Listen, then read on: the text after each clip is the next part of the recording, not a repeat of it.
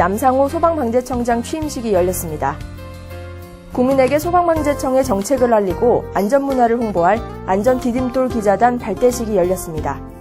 봄철에 반갑지 않은 손님, 황사를 대비해 철저한 준비가 필요합니다. 안녕하십니까. 네마뉴스입니다. 첫 번째 소식입니다. 지난 18일 정부 서울청사에서 소방방재청장 취임식이 열렸습니다. 남상호 소방방재청장은 5가지 정책 방향을 제시하며 재난에 안전한 나라, 행복한 국민의 시대를 열자고 말했습니다.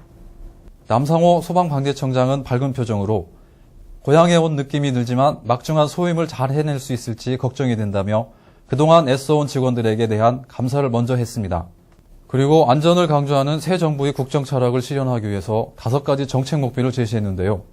맞춤형 예방 대비, 준비된 대응 복구, 실용적 안전복지, 선진형 안전기술, 강화된 조직 역량이라는 목표를 세우고 유형별로 맞춤화된 예방관리 시스템과 수요자 중심의 행정을 추진하자고 말했습니다. 또한 방제에 관한 안전기술을 육성하고 일선관서 소방관들의 열악한 근무 환경을 세세히 밝혀 사기 진작을 위해 노력하겠다고 밝혔습니다. 직원들은 신임 청장이 취임사를 경청하면서 소방방재청의 새로운 정책 목표를 공유했습니다.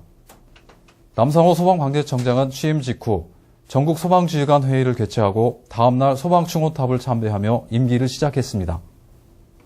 소방방재청을 알리고 국민에게 안전문화를 홍보할 안전디딤돌 기자단 발대식이 열렸습니다.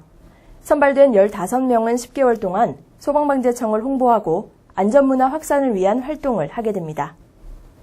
소방방재청은 재난이나 안전관리에 관심이 많은 일반인과 대학생을 대상으로 안전디딤돌 기자단을 모집해 지원자 중에서 15명을 선발했는데요. 기자들은 생활 주변의 현장에서 안전과 관련한 사건을 취재하거나 안전문화를 홍보하는 기사를 쓰고 영상물을 만드는 활동을 하게 됩니다. 소방방재청에서도 우리 일상에 늘 가까이 계시다는 거를 몸소 느낄 수 있었던 것 같아요. 가까이서나마. 소방방재청은 우수기사와 영상으로 채택된 기자에게 활동비를 지급하고 우수한 활동을 한 기자 3명을 선발해 매달 문화상품권을 지급한다고 밝혔는데요. 기자단의 취재기사와 영상물은 소방방재청이 운영하는 블로그와 국민안전방송에서 보실 수 있습니다.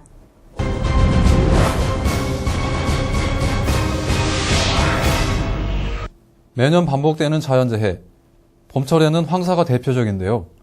1년 중 봄철 황사는 약 5일 정도 발생합니다. 발생했을 때 건강이나 환경, 농산물에 미치는 영향이 크기 때문에 미리 대비해야 합니다. 우선 황사가 발생하면 기상정보를 확인하고 창문을 점검해 황사가 실내로 들어오지 못하게 합니다. 노약자나 호흡기 질환자는 바깥 활동을 자제하고 외출할 때는 안경, 마스크, 긴 소매 옷을 준비합니다.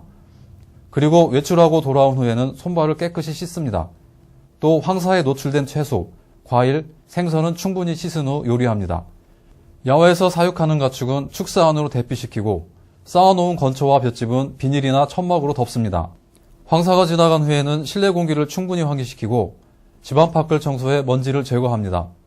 축사나 비닐하우스도 소독하고 2주 정도 질병이 생기는지 관찰해야 합니다. 황사 대비법을 미리 알아두고 준비해서 피해를 입지 않도록 조심하시기 바랍니다. 단신입니다. 소방방재청장은 취임 후 전국 소방지휘관 회의를 개최했습니다. 선제적 재난재해 원스톱 서비스, 국민중심 행정, 현장중심 정책 시스템을 위한 당면 현안 사항을 점검하고 국민 행복을 위한 소방방재 정책이 완성될 수 있도록 노력해달라고 당부했습니다. 정부에서 유해화학물질 업체를 전수조사합니다. 정부는 유해화학물질 업체의 안전관리 실태를 점검하기 위한 합동조사반을 만들어 3월 18일부터 5월 31일까지 모든 관련 업체를 조사하기로 했습니다. 위험물질 저장과 취급, 안전관리, 보안관리 실태가 주요 조사 내용입니다. 소방방재청은 3월 18일부터 4월 2일까지 주간안전사고 위험예보 홍보문안을 공부합니다. 화재, 물놀이 사고 등 안전사고 예방을 위한 내용을 20자 내외로 작성하면 되고 최우수상 수상자는 50만 원 상당의 상품권을 받게 됩니다. 자세한 사항은 소방방재청 홈페이지를 참고하시기 바랍니다. 중앙119 구조단은 테러에 대한 위험에 대비하기 위해 지하철 화학테러 사고 대응훈련을 실시한다고 밝혔습니다.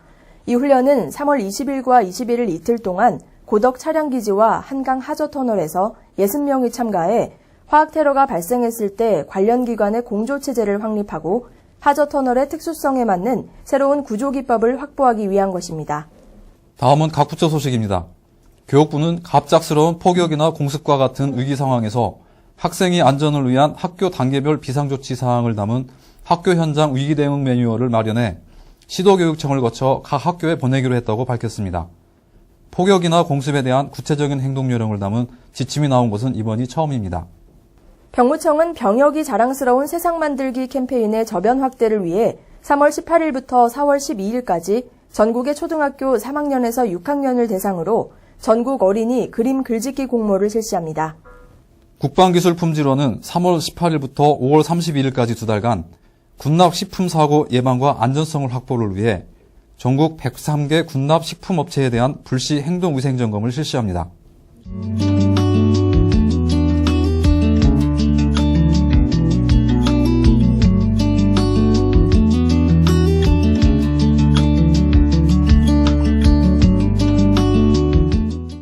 한 주간의 네모한 뉴스를 마칩니다. 시청자 여러분 감사합니다.